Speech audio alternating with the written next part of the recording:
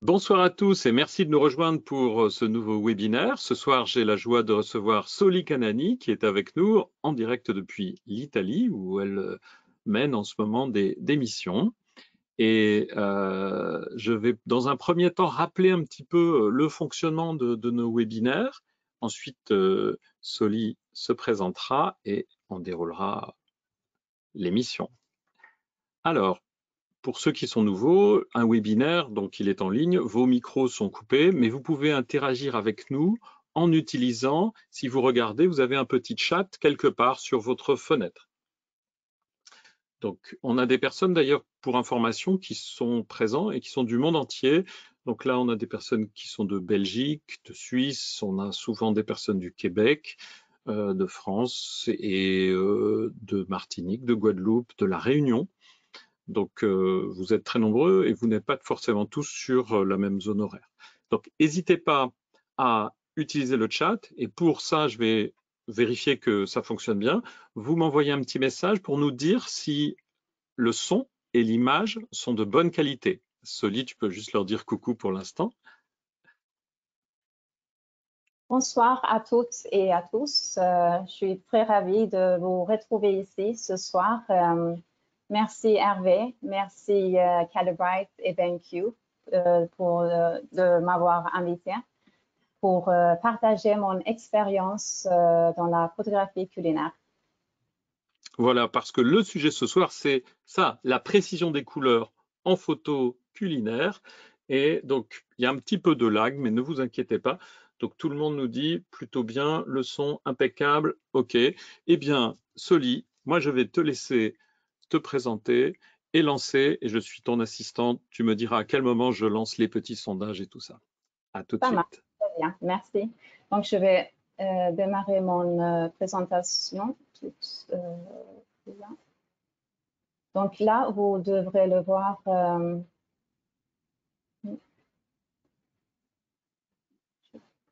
Donc là, vous... Non, On l'avait là. Tout oui, est bon. et là. Là, c'est bon. OK, Nickel. très bien. Très bien. Donc, pour ceux qui ne me connaissent pas, je suis Soli Canani. Je suis photographe et vidéaste basée à Paris. Et comme vous pouvez entendre, j'ai un accent. Je viens de Suède et à la base, je suis ingénieure et je travaillais dans le marketing online pendant 10 ans avant de quitter mon emploi pour me consacrer à ma passion, la photographie. Donc, je vais vous montrer la prochaine slide. Donc, pour ceux qui ne connaissent pas mon travail, j'ai deux comptes Instagram, une qui s'appelle Soli-food et une autre où vous pouvez trouver toutes mes photos culinaires. Et après, j'ai une qui s'appelle Soli-K où vous pouvez trouver toutes mes photos paysages. Et après, ici, vous pouvez trouver mon site Internet et aussi un lien vers mon chaîne YouTube où j'ai mis pas mal de tutoriels pour la photographie culinaire. Et là, vous pouvez voir quelques clients. Et je vais aussi mentionner que je suis ambassadrice Nikon et expert BenQ et ambassadrice Calibrite. Donc, je pense que Hervé, tu peux nous envoyer notre premier sondage. Absolument, je vais envoyer le premier sondage, mais avant ça, je vais réexpliquer un petit point. Tout au long de la présentation de Soli, si jamais vous avez des questions, vous pouvez les envoyer. Elle ne va pas y répondre tout de suite.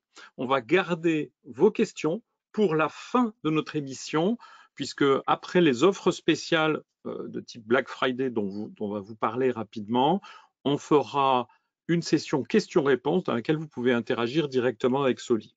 Mais pour cela, tout au long de la présentation, si vous avez une idée qui vous vient à l'esprit, vous me l'envoyez, je garde la question, je la mets au frigo et on la ressortira pour la session questions-réponses de la fin. Mais tout d'abord, le petit sondage que m'a commandé Soli. Donc tout simplement, si on vous pose la question, vous diriez que vous êtes photographe débutant, plutôt amateur, plutôt professionnel ou plutôt expert. Vous pouvez mettre plusieurs réponses. On peut être Voilà, donc on vous propose de voter.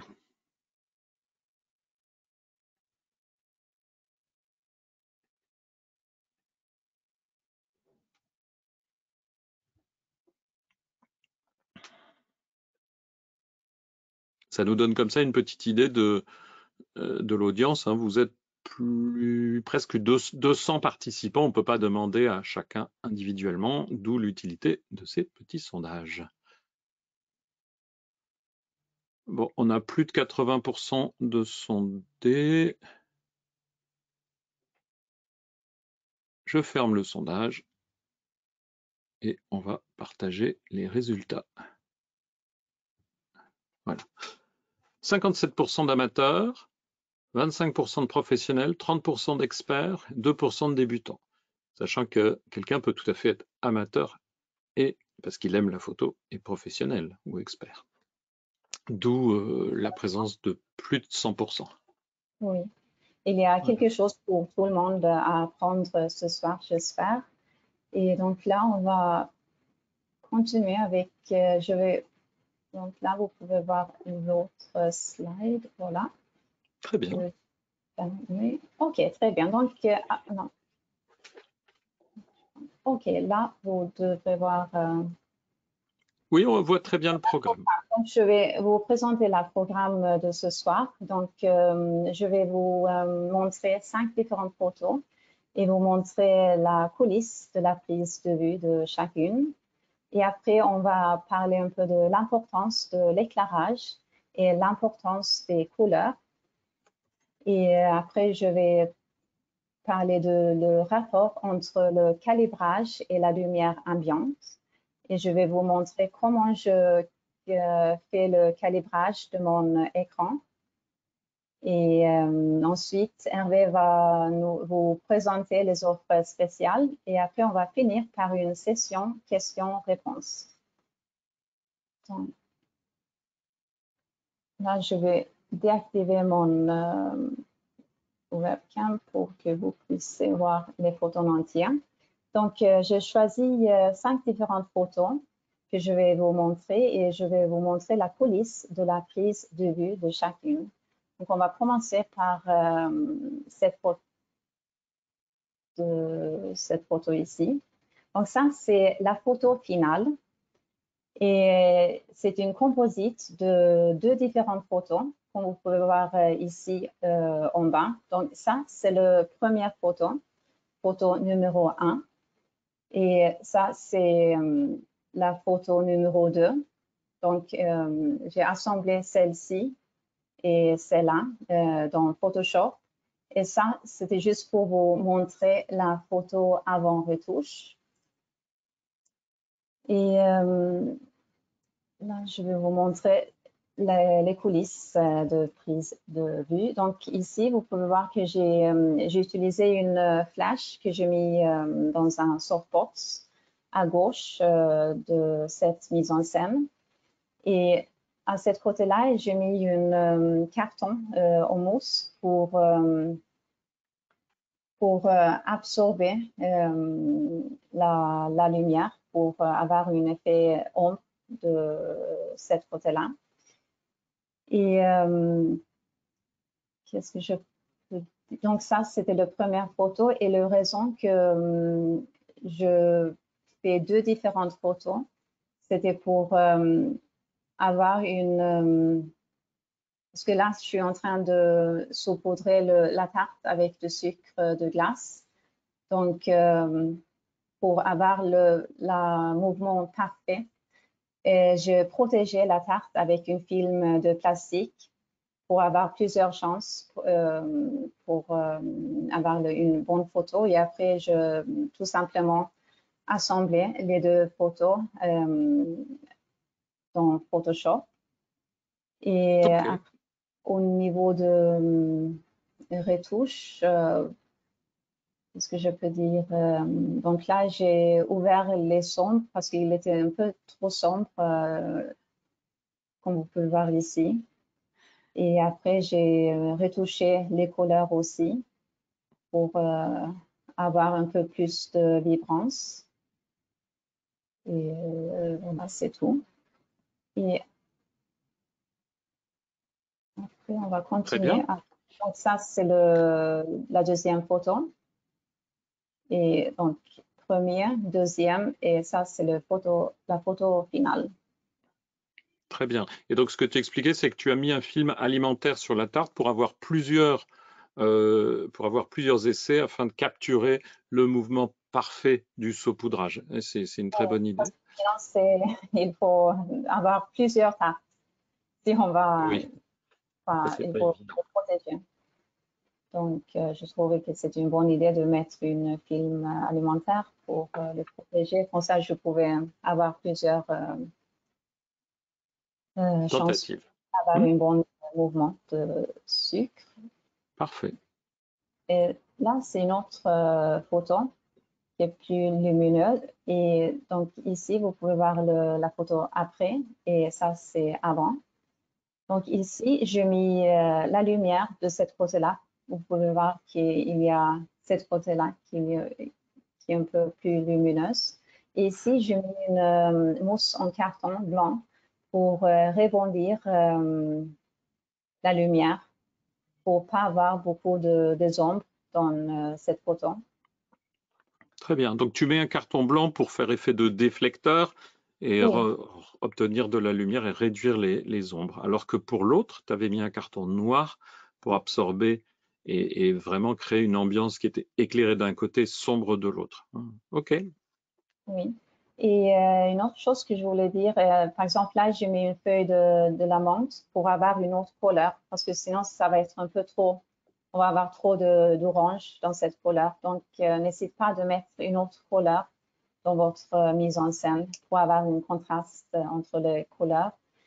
Et vous pouvez aussi voir que j'ai mis une mangue en entier, une autre qui était coupée et une autre qui est coupée aussi. Donc, c'est toujours intéressant de voir l'intérieur de la fruit pour voir la texture aussi. Donc, n'hésitez pas à couper les légumes ou les fruits que vous avez dans votre mise en scène.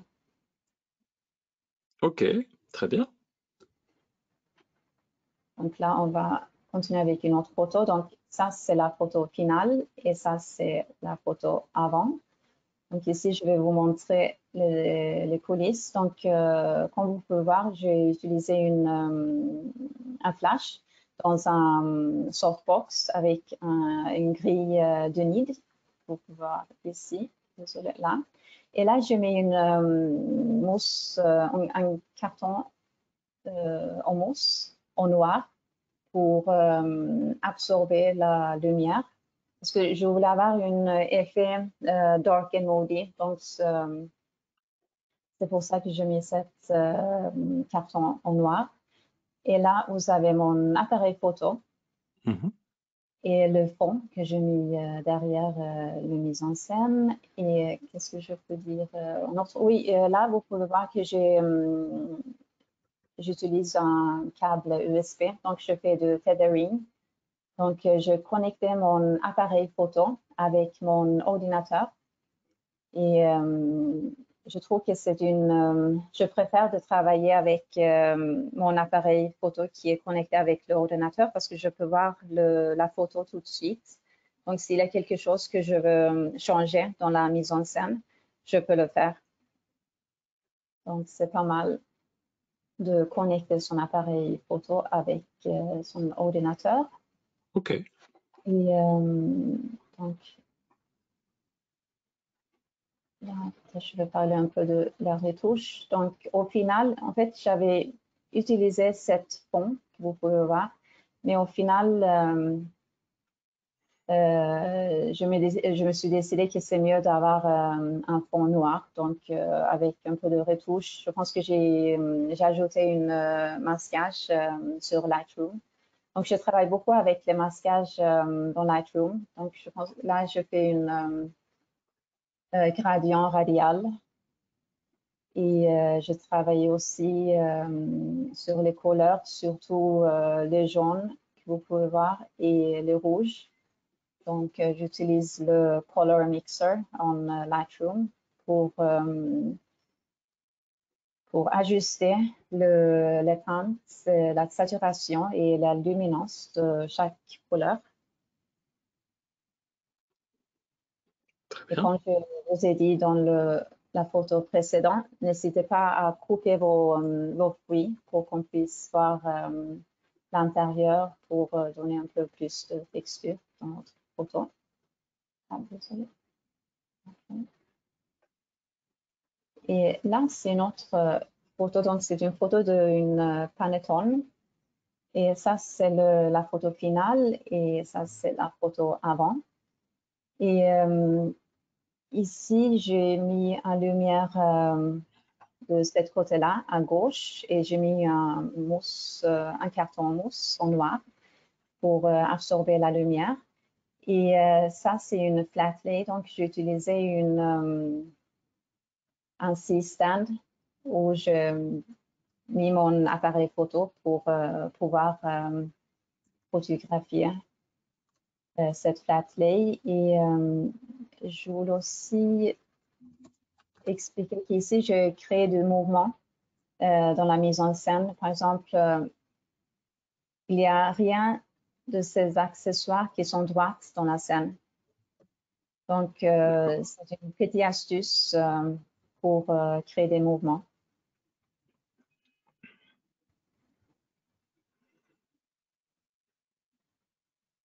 Et après, on a cette photo-là. Donc, ça, c'est la photo avant, après. Et ça, c'est la photo avant. Et ici, j'ai mis la lumière à droite et une carton mousse en noir pour absorber la lumière. Et comme vous pouvez voir, j'ai utilisé pas mal d'accessoires ici. Et c'est des choses que j'ai trouvées dans les marchés aux puces ou dans le brocante. Et je trouve que les accessoires, ils racontent aussi une histoire. Donc, n'hésite pas d'utiliser des anciens objets dans vos photos. Oui. Et déjà, il y a plusieurs personnes qui réagissent. Si tu es d'accord, j'interviens en disant c'est très joli. Comment tu fais pour obtenir cet effet de peinture flamande, un petit peu ce côté sombre Sombre. Je pense que d'abord c'est la lumière. C'est celle-ci que je vais vous montrer. Celle-ci. Donc, j'utilise souvent un gris de nid. Donc une grille nid d'abeille, ok. Oui. Et toujours un carton mousse en noir pour absorber la lumière, pour avoir une côté ombre dans la photo. Et après, bien sûr, il y a pas mal de retouches aussi, comme vous pouvez voir ici. Oui. Donc, surtout, sur Lightroom, c'est surtout les masques que j'utilise, le pinceau et le gradient radial et la gradient linéaire et aussi le color mixer, donc les couleurs. Très bien. Parce qu'avec le pinceau, on peut faire pas mal de choses dans la photo pour ajouter un peu d'ombre ou ouvrir les ombres. Et donc, et là, on va parler de l'importance de l'éclairage. Donc, je vais vous montrer. Donc, selon moi, le plus important dans la photographie culinaire, c'est la lumière. Vous pouvez avoir le plus beau plat, mais si vous n'avez pas le bon éclairage, il ne mettra pas en valeur la beauté du plat.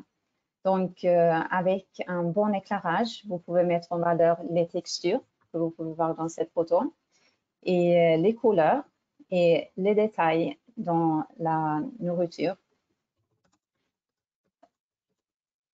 En revanche, un mauvais éclairage peut donner un plat un aspect peu attrayant est peu appétissant, comme vous pouvez voir dans cette photo que j'ai prise dans un restaurant où il n'y avait pas beaucoup de lumière.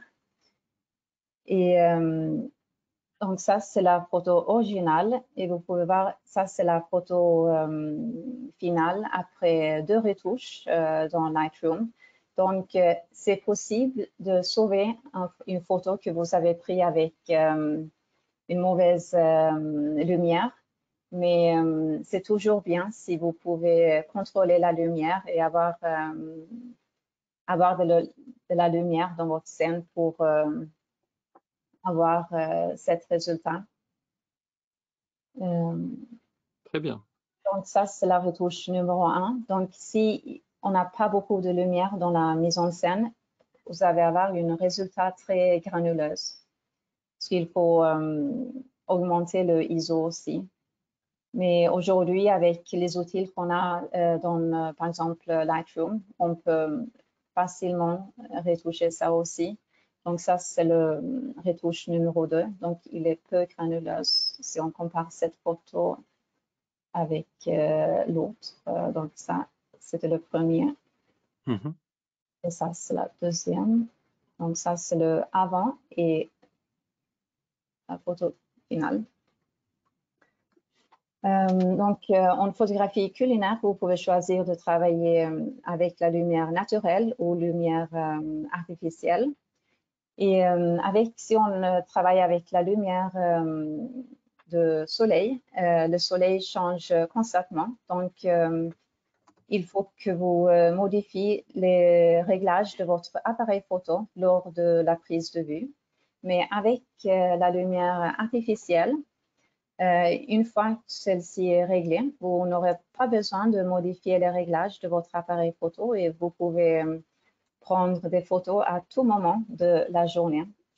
Donc, vous avez beaucoup plus de flexibilité si vous travaillez avec la lumière artificielle.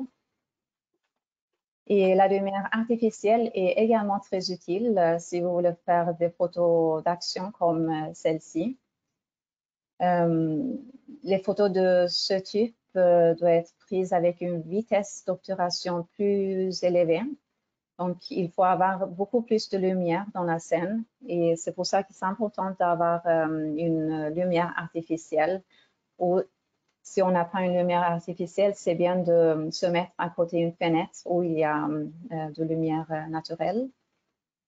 Quelle vitesse tu as utilisée là, par exemple? Ici, c'est, je pense que oui, c'est 200. Oui. 1/200e, ok. Oui. Et et même pour ce type de photo, c'est toujours bien d'avoir une lumière artificielle. Donc, on va avoir une deuxième sondage. Absolument. Je vais vous demander sur laquelle de ces photos pensez-vous que j'ai utilisé une lumière artificielle? Donc, celle-ci A ou celui-ci B. Donc, regardez-les bien. Vous voyez bien la A, celle où il y a les petites tomates cerises, et la B, c'est celle avec les melons. Et je lance le sondage. Voilà, donc 2 images. D'après vous, laquelle a été prise en lumière artificielle? La A, la B, aucune ou les deux?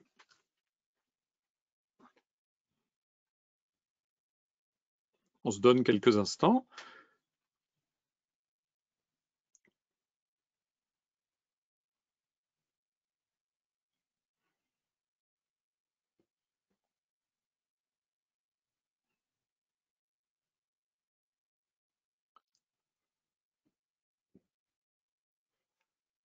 Ce qui est dommage avec le sondage, c'est que je ne peux pas vous laisser l'image. À chaque fois, ça vient devant.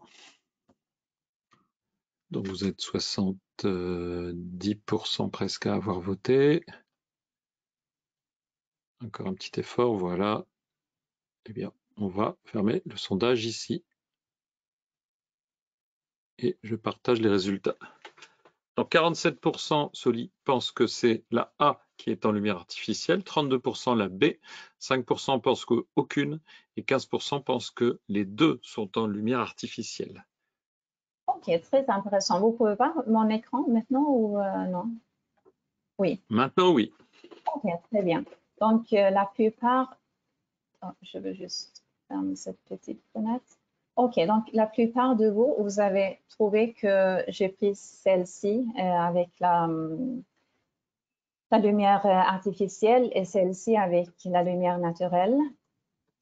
Et c'est très intéressant, mais c'est en fait celle-ci que j'ai pris à l'extérieur, donc avec la lumière naturelle. Et celle-ci a été prise avec une lumière artificielle, donc un flash.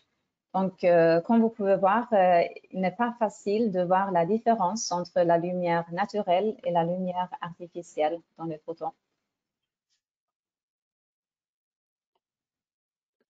Très bien. Et je vais aussi parler un peu de la position de la lumière parce que c'est important de savoir où positionner la lumière. Donc, par exemple, si on va mettre ici, par exemple, le flash à gauche, on va avoir une ombre à droite de notre objet. Et si on le met devant l'objet, on va avoir une ombre derrière l'objet. Et je n'utilise jamais cette position de la lumière parce que celle-ci, c'est plutôt quand on va faire des portraits. Donc, dans un visage, on ne veut pas voir les rides, mais dans la photo culinaire, on veut voir les textures d'un objet. Donc, ici, comme vous pouvez voir, on ne voit pas beaucoup de texture, donc ce n'est pas une position que j'utilise. Mais après, il y a une autre position, donc c'est derrière l'objet, et là, on va avoir une ombre devant l'objet. Et celle-ci, j'utilise quand je vais photographier des boissons comme celle-ci, parce que ça donne un joli effet quand la lumière rentre dans la verre. Donc, pour ce type de photo, j'utilise toujours la lumière derrière l'objet et sinon, j'utilise la lumière juste à côté, donc à droite ou à gauche de mon objet. Et il existe pas mal des accessoires que vous pouvez utiliser pour modifier la lumière et je pense qu'on a déjà vu tous dans les autres photos. C'est juste pour vous expliquer. Donc, nous avons le carton mousse qui existe en blanc et noir. Et ici, vous avez le softbox et ça, c'est une grille en nid. Et là, c'est un diffuseur. Donc, on peut, par exemple, mettre un flash dans le softbox ou utiliser un diffuseur ou même mettre un diffuseur devant la fenêtre si on veut utiliser la lumière naturelle. Et le grille en nid, on peut mettre sur le softbox. Et c'est celle-ci que j'utilise pour mes photos dark and moody. Sachant que la grille nid d'abeille, elle va diriger la lumière, hein, c'est ça? Oui, il va être plus concentré. Il ne va pas être diffusé sur tout le scène, donc il va être concentré. C'est ça. Oui. Parfait. Pas mal de questions sur le nombre de lumières que tu utilises, mais en fait, très souvent, tu utilises une lumière naturelle plus un Oui. flash. Non, j'utilise que le flash. Ou Que le flash. si je fais un shooting à l'extérieur, c'est la lumière naturelle. Mais quand je suis dans le studio, c'est toujours avec le flash. Donc, seul le flash compte pour toi au niveau de la lumière. Et à ce moment-là, tu as plusieurs flashs ou tu n'en utilises qu'un seul? Si la plupart du temps, c'est une flash, mais si c'est des photos de produits, j'utilise deux pour avoir plus de lumière dans la scène. C'est ça. Tu peux avoir une lumière principale et une pour déboucher les ombres, hein. Oui. Donc, Ok, super. produits, c'est toujours deux. Parfait.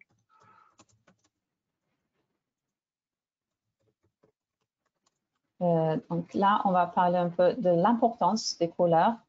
Et c'est important d'avoir une balance de blanc qui est correcte et un écran qui est calibré. Donc, on va voir tout ça dans ce slide. Donc, même si votre objet que vous photographiez est blanc, ça ne signifie pas qu'il restera blanc dans votre image. Donc, il peut avoir une teinte chaude ou froide. Et pour ceux d'entre vous qui ne sont pas familiers avec la balance de blanc, je vais expliquer en quelques mots comment il est mesuré, comment vous pouvez le régler. Donc, une source lumineuse peut être considérée comme chaude, neutre et froide. Et c'est ces graduations qu'on définit comme la température de couleur qui est mesurée en Kelvin. Donc, cela signifie que la température de couleur de la lumière affecte ce que notre appareil photo capte. Donc, même si nos yeux voient un objet comme blanc, notre appareil photo n'est pas aussi intelligent et peut pas s'adapter automatiquement aux différentes températures de couleur comme nos yeux peuvent faire. Donc, par exemple, ici, je mets un exemple de lait parce que le lait est blanc. Donc, mais selon la source de lumière, il peut prendre une teinte chaude, comme dans cet exemple ici, ou froide. Donc, si je vais photographier un produit où il y a une couleur blanc, j'utilise toujours une charte couleur et j'utilise le color checker de Calibrite.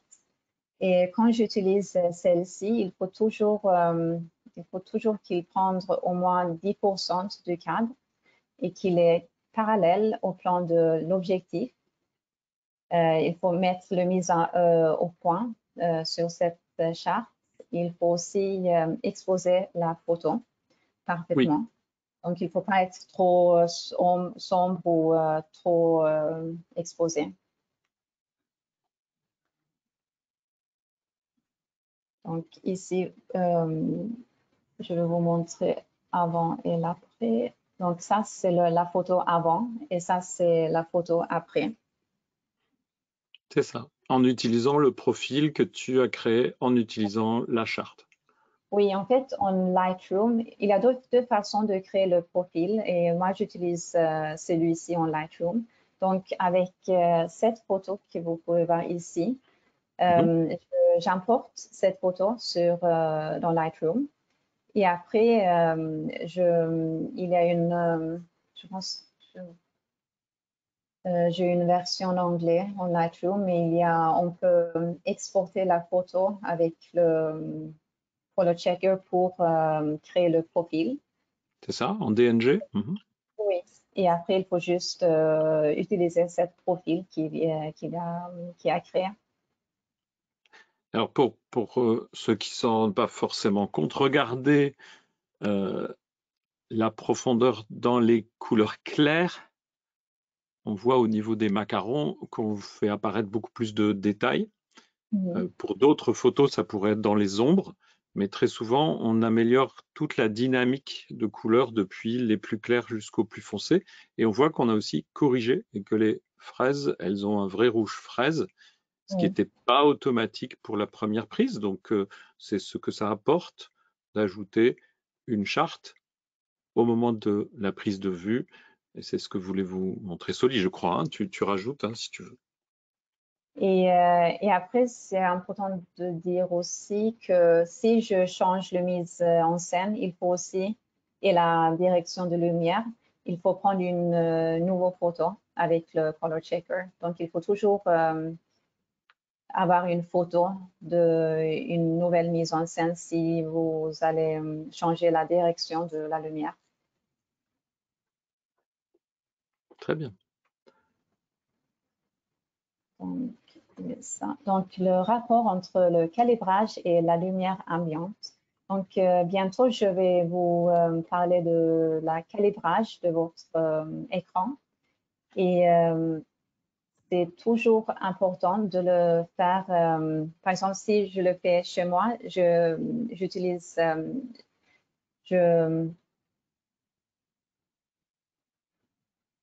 là, je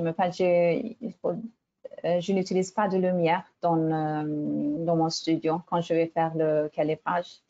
Donc, c'est important si vous travaillez, par exemple, dans un bureau ou à côté d'une fenêtre derrière vous, vous allez voir que les couleurs, ils changent aussi. Donc, c'est toujours important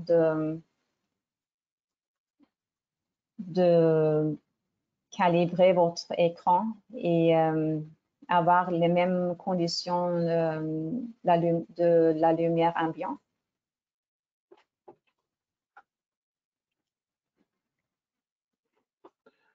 Et là, je pense que je vais parler un peu de calibrage, mais avant ça, je vais vite fait vous montrer l'écran que je travaille avec aujourd'hui. Donc, c'est le nouveau BenQ SW27-2U. Donc, c'est une 27 pouces avec une résolution 4K et 100% de l'espace sRGB.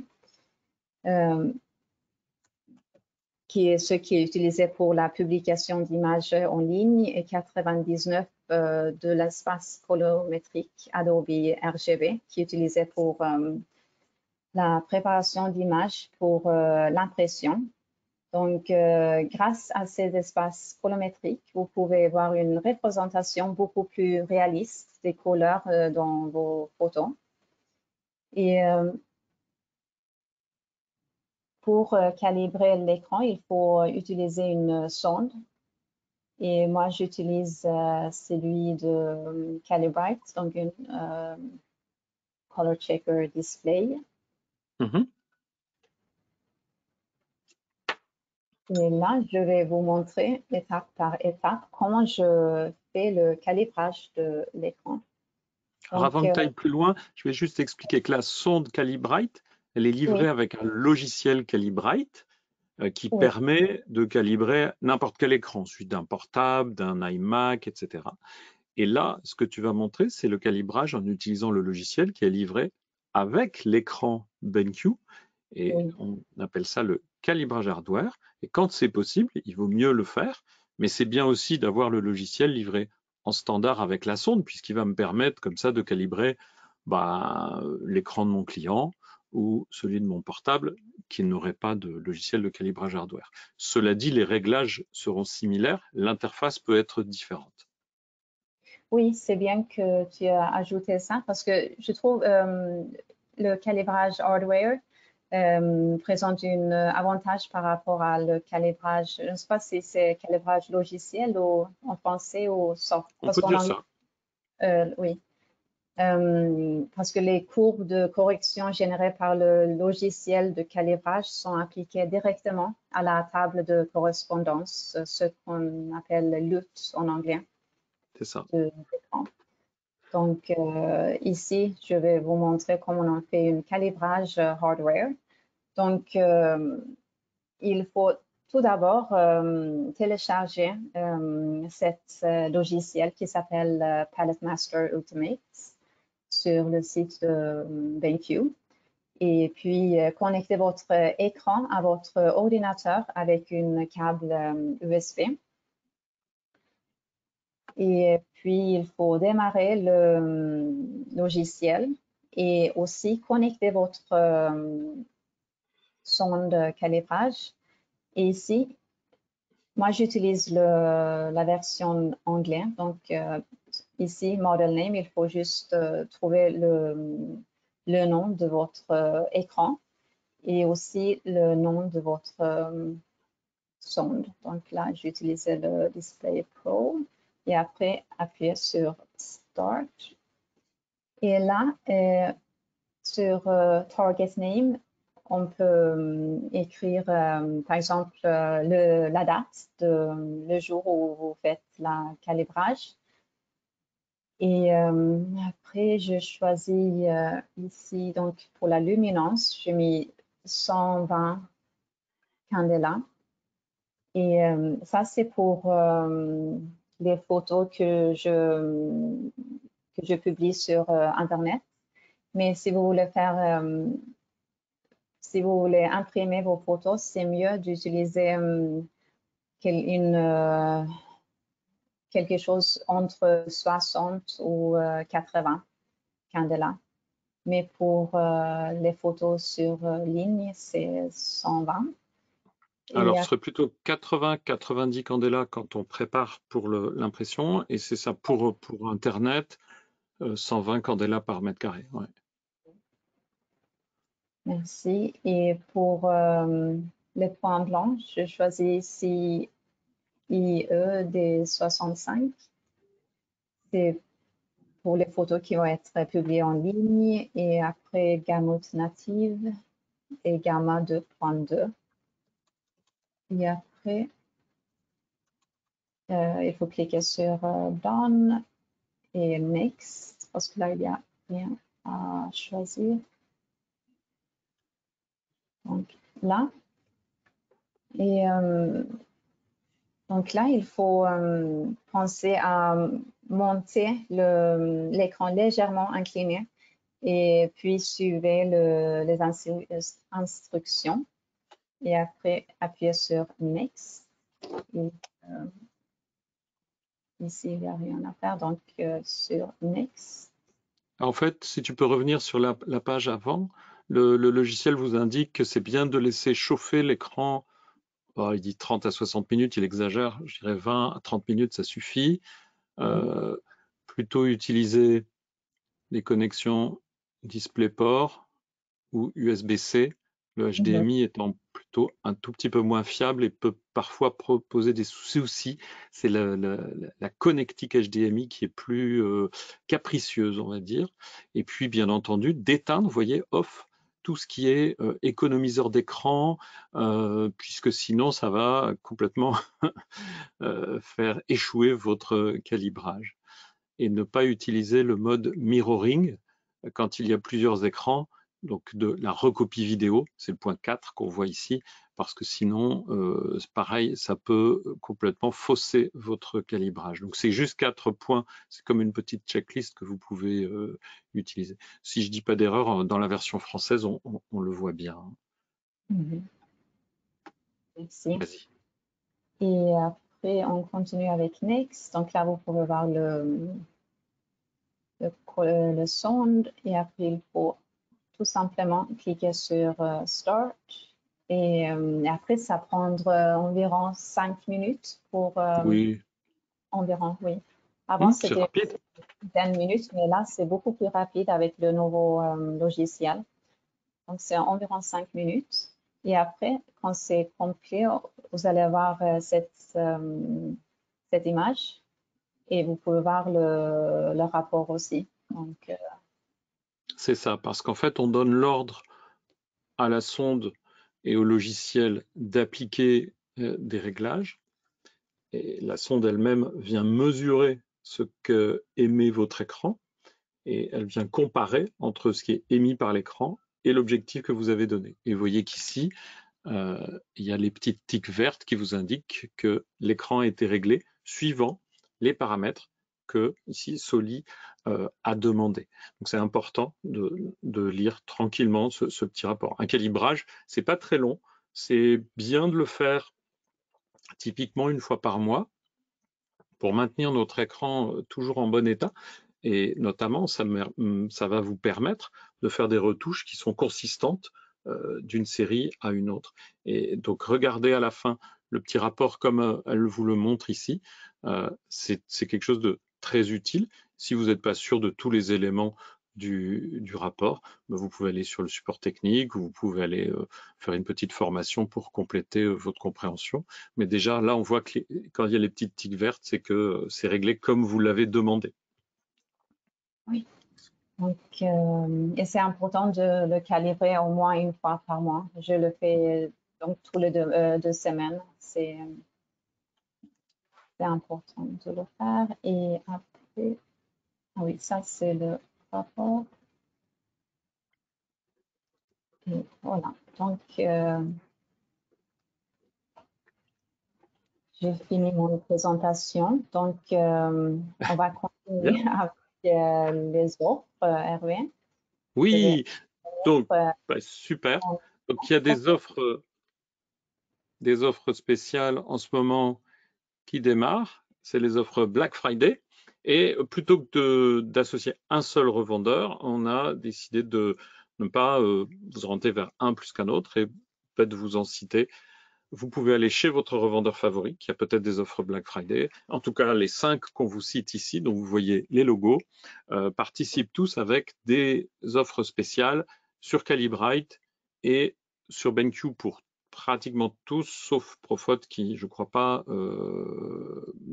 qu'il ne propose pas BenQ pour le moment, mais sur Calibrite, oui. Donc vous avez des offres très intéressantes pour quelques jours, hein, c'est le principe du Black Friday, sur les sondes, sur les chartes. Donc ça, c'est la charte qu'utilisait Soli tout à l'heure, c'est la Color Checker Passport.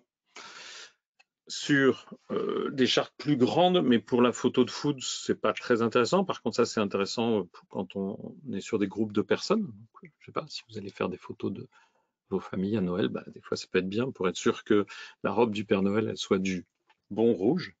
Ça peut être utile. Voilà. Donc, ça, on vous laisse faire vos courses tout seul, je pense que ce sera pas mal. Et si vous êtes d'accord, maintenant qu'on a pu voir la présentation de Soli, on va passer à la session questions-réponses. Donc j'ai plein de questions pour toi, Soli. Ah, ça c'est très bien. Donc, je vais juste changer le slide. On peut peut-être avoir cette slide avec Superbe. de mes Très bien. photos. OK, très bien. Donc, moi, je vais disparaître pour l'instant. Je reviendrai s'il y a des questions sur le calibrage. Mais la première, c'était, est-ce que tu peux nous dire quelle marque et quel matériel tu utilises au niveau du boîtier? On a compris que tu utilisais un boîtier Nikon connecté. Mais quelle focale, quelle optique tu utilises pour les photos typiquement? Qu'est-ce que tu recommandes en photo culinaire? OK, moi, j'utilise donc la marque Nikon. J'utilise plusieurs différents appareils, mais surtout le Z7 II Très bien. et j'utilise le Z6 pour mes vidéos. Et les objectifs que j'utilise, c'est plutôt le 50 mm et 85 pour mes natures mortes. Et aussi le 105 mm que j'aime beaucoup, c'est pour les photos macro. Donc, ça, c'est les 3 de mes objectifs préférés. Très bien, merci. La vitesse de prise de vue, toi, tu as répondu au 1/200e pour capturer le mouvement, quand il y a du mouvement. Et pas mal de questions sur tes choix au niveau de la décoration. Une des photos, au début, il y avait par exemple le dos de la chaise qu'on pouvait deviner un tout petit peu. Qu'est-ce que tu aimes faire et est-ce que tu as des conseils à donner en termes de, justement, mise en scène de tes photos? Oui, je vais juste peut-être vous montrer la photo, comme ça c'est Très bien. plus facile. C'était dans les premières. Là. Voilà. OK, donc là, ah non. Donc ça c'est la photo finale. On va Ça, c'est bien. voir ici. Donc là, donc tous les meubles que vous pouvez voir dans mes photos, c'est des meubles que je trouvais dans Brocante en France et en Italie. Et puis pour le chaise, c'est en fait il n'est pas droit et c'était je voulais il y a je ne sais pas comment on explique en français, mais il est incliné. Je ne sais pas si c'est le bon mot. Si. Oui, le Le geste, dossier. je trouve que c'est un peu invitant parce que ça donne une histoire. On peut penser qu'il y a quelqu'un qui va s'asseoir sur la chaise. Donc, c'est pour ça que je l'ai incliné un peu. Et après, pour les autres objets que vous pouvez voir sur la table, c'est les assiettes, les verres. C'est des objets que je trouvais dans les brocantes. Très bien. Et ça prend Et du donc, temps. Et ça m'a pris oui, plusieurs années pour trouver tout ce que j'ai aujourd'hui. et comme ça, tu crées tout un univers. Et effectivement, sur certaines des photos, on a ce côté presque peinture flamande qu'on va retrouver. Et même le choix des... Trouver des meubles et des objets anciens. Donc, si vous avez des marchés autour de vous ou si vous faites des voyages, n'hésitez pas à visiter les brocantes pour voir si vous trouvez quelque chose d'intéressant pour vos photos. Ah oui, c'est sympa comme ça. Question technique. Est-ce que tu utilises un flashmètre? Et quel flashmètre? Ou est-ce que tu fais des réglages de flash au feeling? C'est au feeling. Donc, parce que chaque scène est différente. Donc, et j'utilise pas beaucoup de lumière, mais j'utilise le flash parce que j'ai besoin d'avoir de lumière, mais pas trop. Comme vous avez vu, par exemple, dans cette photo, il n'y avait pas beaucoup de lumière dans cette photo ici. Et après, avec la retouche, vous avez cette photo.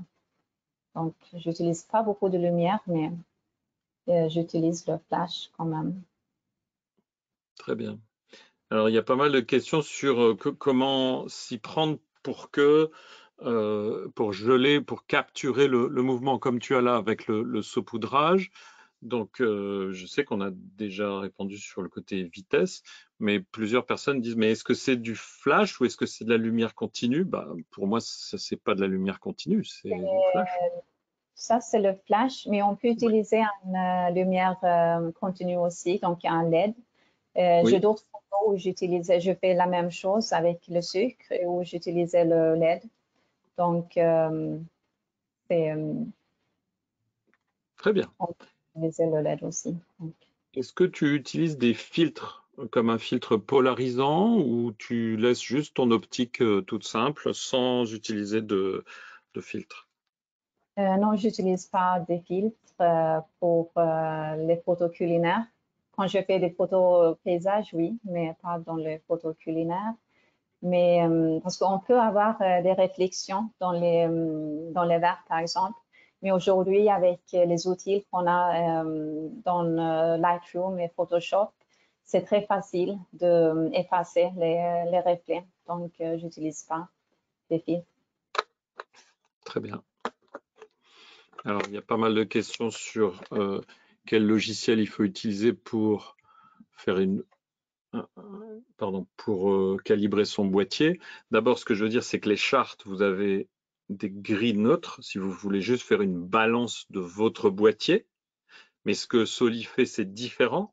Elle prend, et vous l'avez vu, une photo avec la charte dans la scène, ce qui fait qu'en fait, vous avez une mesure de la scène avec l'éclairage présent. C'est pas la même chose.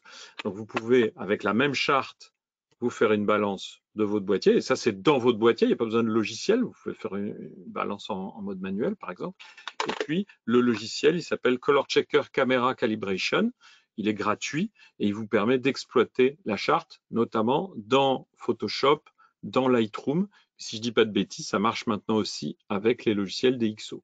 Hein, c'est ce que tu utilises, Color Checker Camera Calibration. Oui, j'utilise le Color Checker, mais je travaille dans Lightroom. Et Dans puis, si Lightroom, c'est ça? sur Lightroom, mais après, si j'ai d'autres retouches à faire, je continue dans Photoshop. Parce que c'est un logiciel assez simple à utiliser. Ce qu'il faut comprendre, c'est que c'est un plugin pour Lightroom et pour Photoshop. Une fois que vous l'aurez utilisé une fois, vous verrez, c'est pas très complexe. Donc ça, c'est la beauté des chartes. Et pour la petite info, pour ceux qui font de la photo et de la vidéo, sachez que toute cette charte 24 patchs, ça fait maintenant 45 ans qu'elle existe et que les paramètres de ces 24 couleurs sont intégrés dans pas mal de logiciels. Par exemple, en vidéo, ça fait partie des fichiers natifs dans DaVinci Resolve. C'est pas des couleurs prises au hasard, c'est des couleurs qui sont devenues une référence pour plein d'environnements, pas spécifiquement le logiciel de Calibrate, par exemple. Oui, moi, je n'ai pas parlé de vidéo aujourd'hui, mais je suis Non. vidéaste aussi et j'utilise DaVinci pour travailler sur mes vidéos et j'utilise le chat aussi pour les vidéos. Parce que quand je fais des vidéos pour mes clients, c'est très important que les couleurs sont correctes. Donc, Ah oui, c'est c'est même sûr. pour les vidéos et donc les vidéos et les photos. Puis comme vous l'avez compris, en photo de food, ça va faire toute la différence. On l'avait vu tout à l'heure sur euh, certaines photos avec une glace à la mangue. Et si la couleur rappelle vraiment la couleur d'une mangue mûre, ben, ça donne envie, évidemment, de manger la glace. Et donc, en photo comme en vidéo, cet attribut qui est la couleur, il est absolument primordial pour la réussite finale. Puis là, on a vu que Soli maîtrise très très bien aussi euh, les lumières. Et comme tu dis, tu ne remets pas forcément beaucoup. Elle est directive. Tu l'orientes pour créer une scène, comme on le voit là sur les photos qui sont présentées. Et donc, c'est pas beaucoup de lumière, c'est peu de lumière, mais qui crée une ambiance particulière, ici un peu cosy, avec le petit saupoudrage. Voilà. Question technique aussi, la différence entre le calibrage logiciel et le calibrage hardware. Est-ce que tu souhaites l'expliquer ou est-ce que tu veux que je le fasse? Tu peux l'expliquer, tu es l'expert. Avec plaisir. Donc, comme on l'expliquait, la sonde Calibrite, elle est livrée avec un logiciel. Ce qui est bien, c'est que c'est un logiciel universel qui va vous permettre de calibrer n'importe quel écran. Les vôtres, ceux de vos amis, un iMac, un vieux PC portable, c'est possible de calibrer avec le logiciel qui est fourni. Si par contre vous avez un écran plus sérieux, donc Soli, elle vous a dit qu'elle utilise un BenQ SW272U. C'est un écran 4K qui couvre plus de 98% de l'espace Adobe RVB. Et les écrans professionnels, comme ce BenQ SW272U, sont livrés avec un autre logiciel. C'est une alternative. Donc c'est bien d'avoir un truc universel qui va marcher pour tous les écrans, mais les écrans professionnels, ils sont livrés avec un logiciel qu'on appelle de calibrage hardware. Donc ce logiciel de calibrage hardware ne va marcher que avec les écrans BenQ et aucune autre marque, même si c'est un écran pro. Par contre, ce qui est très intéressant, il fait 3 choses que vous ne faites pas avec le logiciel qui est fourni de base avec la sonde. Il stocke le profil dans l'électronique de l'écran. Premier avantage du calibrage hardware. Deuxième chose, le processus est plus automatisé, donc il y a moins de risques d'erreur humaine. Et la troisième chose, il est un peu plus précis parce qu'il tire parti d'éléments natifs à l'écran. Donc quand on peut, moi j'aurais tendance à dire, faites un calibrage hardware pour les écrans qui le permettent et calibrez les autres écrans avec le logiciel qui est fourni avec la sonde. Dans les deux cas, il vous faudra la sonde, hein. Il faut un appareil de mesure. Calibrage hardware ne veut pas dire pas besoin de sonde, c'est autre chose encore. Il y a des écrans qui ont une sonde intégrée qui vient sortir du bord. C'est encore une autre technologie dont on ne va pas parler. Ça n'équipe pas les écrans BenQ. Donc ça, c'est important. Et le calibrage hardware, un des gros avantages, c'est qu'on peut stocker le profil donc dans l'électronique de l'écran, mais on ne va pas en stocker un seul avec un écran BenQ. On peut se créer plusieurs. Donc on va avoir une petite molette comme ceci, il y a différents modèles, qui va me permettre de stocker dans mon écran un profil pour le calibrage quand je travaille mes photos pour Internet, pour envoyer sur les réseaux sociaux, avec ce que montrait Soli tout à l'heure, 120 candela par mètre carré comme cible, et D65, c'est-à-dire 6500 Kelvin pour la température de couleur. Mais si elle a envie de faire des tirages qui vont être encadrés, imprimés sur un papier fine art, peut-être pour décorer un beau restaurant, eh bien, elle va prendre un autre réglage. Et ce réglage serait par exemple de 90 candela par mètre carré, donc une lumière qui est un petit peu plus faible, 5500 Kelvin parce que c'est la recommandation pour la préparation des fichiers pour l'impression. Donc, ce n'est pas le même réglage. Elle a un profil pour Internet, un profil pour préparer les fichiers pour l'impression, et puis un troisième profil pour faire des projets vidéo, parce que là, c'est carrément encore un autre jeu de paramètres. Et avec la petite molette, elle va pouvoir, sur son écran BenQ, passer d'un profil à l'autre, clic, clic, clic, en un seul clic. Et ça, Seul le calibrage hardware permet comme ça de stocker plusieurs profils sur le même écran. C'est réservé en général quand même à des écrans professionnels. Voilà, j'espère que c'est clair. Soli, ça te va? Oui, c'était très bien expliqué, merci.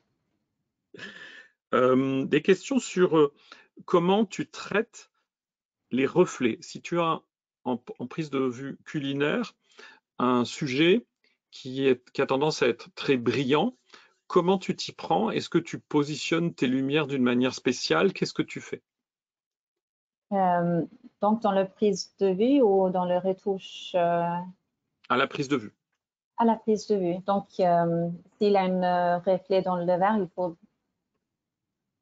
il faut changer la direction de la lumière, ou on peut aussi utiliser le carton mousse en plus petit pour bloquer la lumière, où il va pour qu'il va pas refléter sur la verre.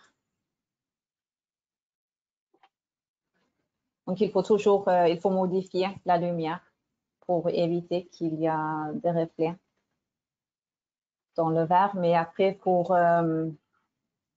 ça peut prendre du temps. Donc, moi, ce que je préfère, c'est de faire les retouches en post-prod.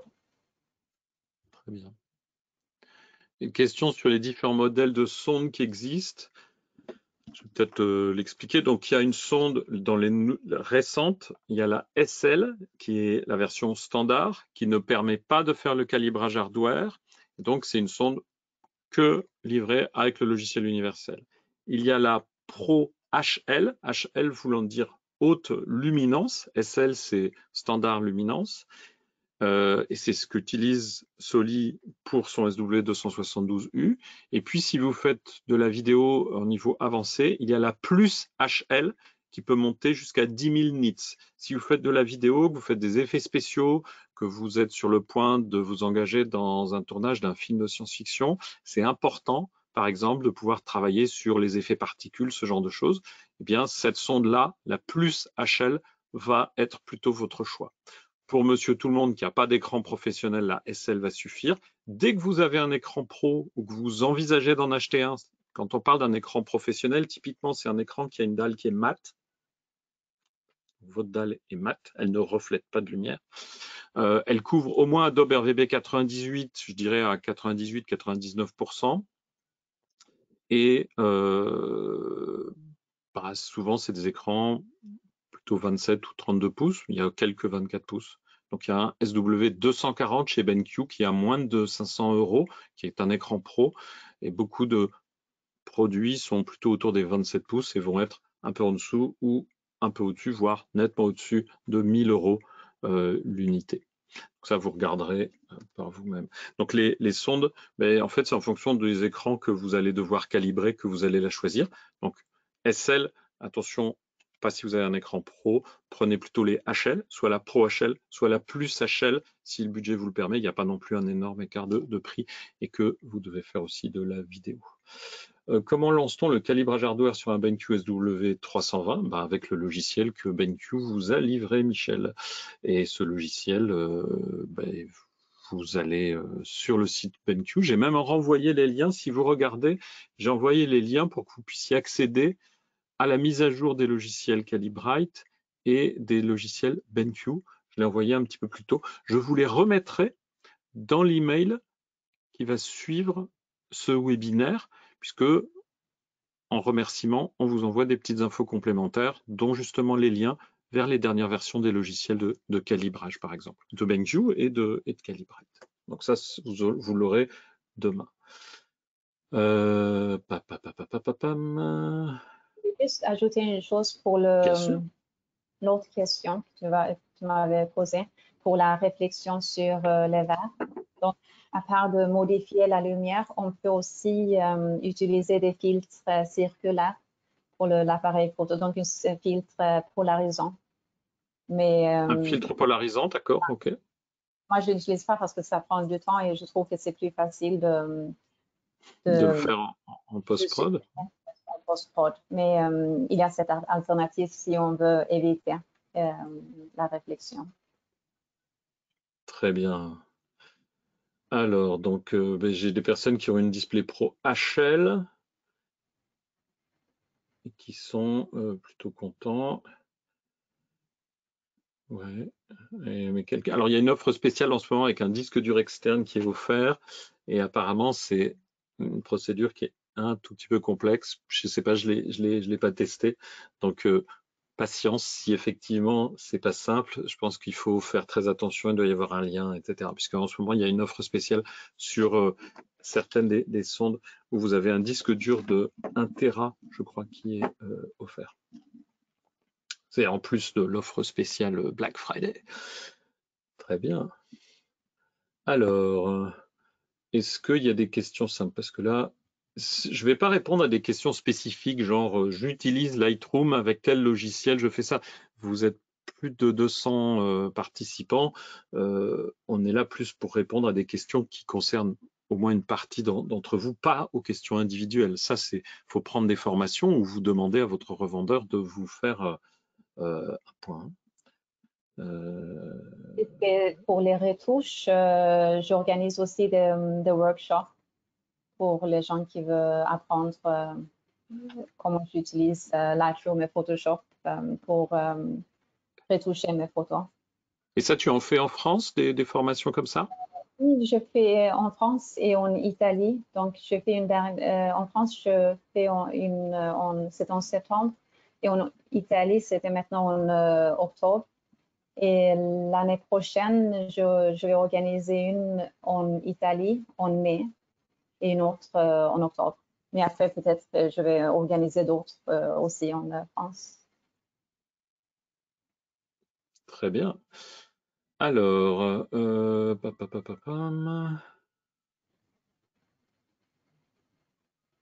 y a des questions sur est-ce que avec une donc vous possédez une Color Checker Studio, donc ça c'est le Spectro. Alors là je m'adresse à Jean-Louis Bergamo. Donc vous avez le Spectro, le i1 Studio.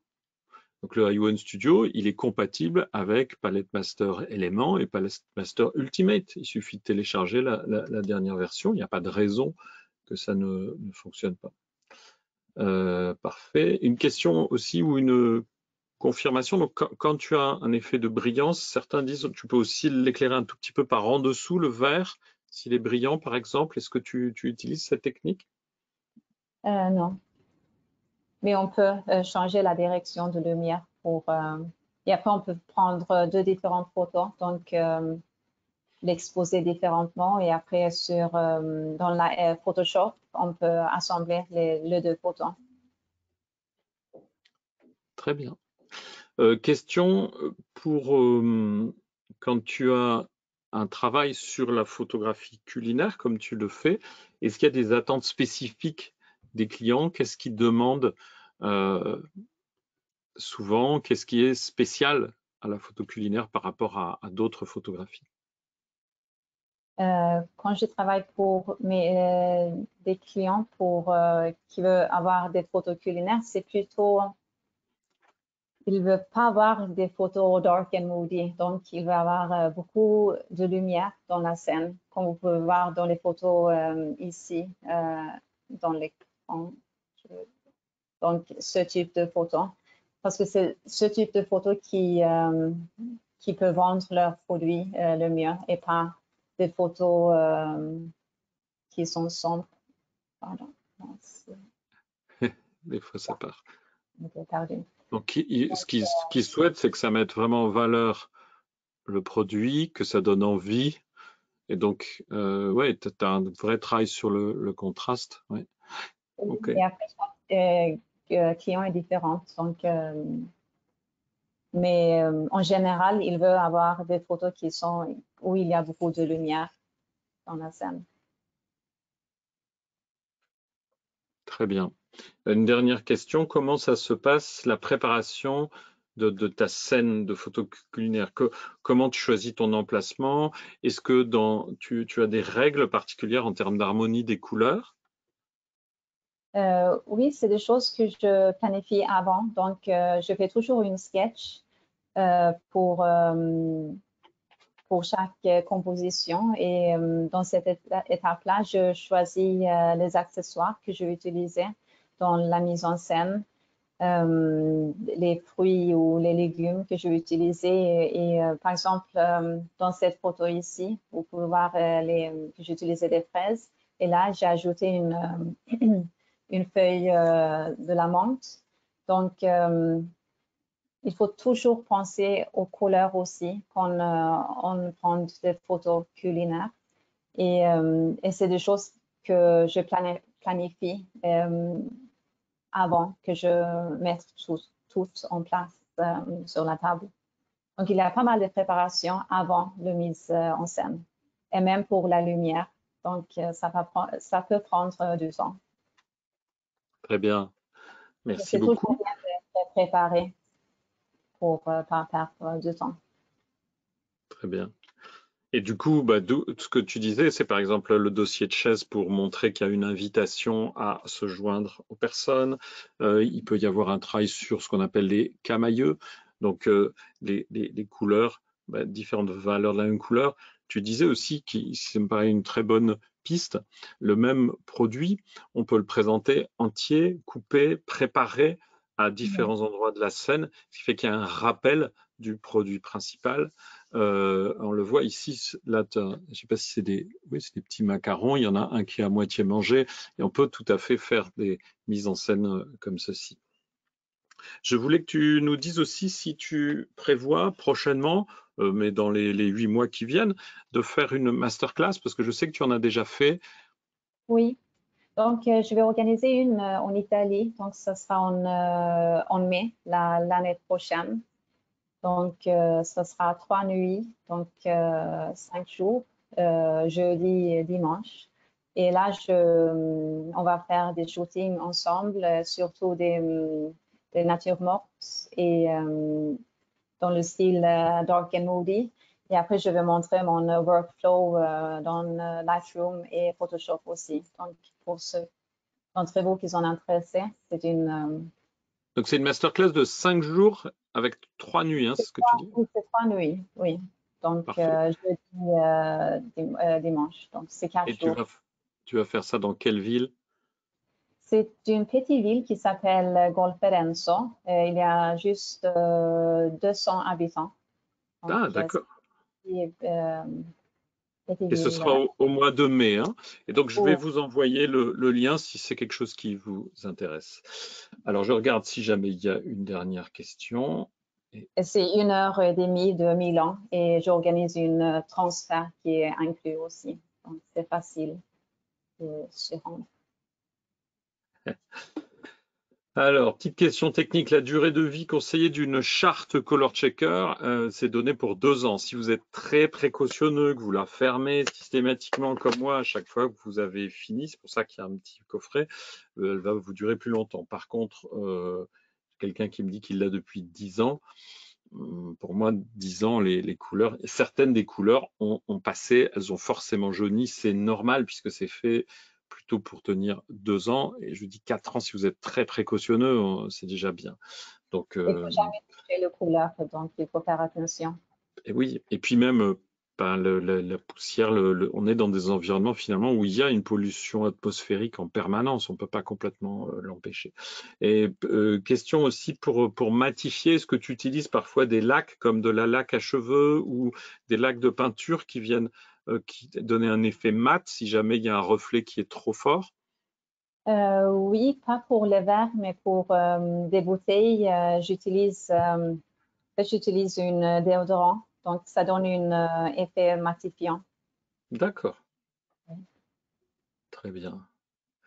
Eh bien, pour la masterclass, Francis Thomas, je vais vous envoyer le lien et vous aurez aussi le lien, ça c'est la question de Christine, pour le replay, puisque certains sont arrivés un petit peu après le début, donc je réexplique.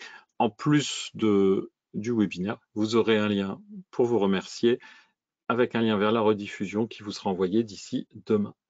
Voilà, merci beaucoup. Et je vais laisser le dernier mot à Soli. Moi, j'aime bien que les auteurs qu'on invite puissent vous donner soit un conseil, soit un avis qui leur est propre et qu'ils ont envie de partager avec vous.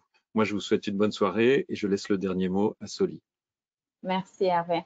Donc oui, je préparais une dernière slide pour vous. Donc je voulais vous dire de profiter de cette saison et tout ce qu'il nous offre. Donc visitez votre marché local pour photographier les légumes et les fruits parce que vous allez trouver des fruits et légumes très vibrants et très colorés dans cette période. Et n'hésite pas de prendre les vendeurs en photo aussi pour ajouter un peu de storytelling dans vos photos. Donc là, vous pouvez voir un exemple de photo que j'ai pris dans un marché de fruits et légumes. Merci beaucoup sur ces derniers mots, Soli. Très, très bonne soirée à toi. Et encore merci pour ta présentation et tes explications très claires. Merci beaucoup. Et merci beaucoup à tous et bonne soirée. Au revoir. Merci, au revoir.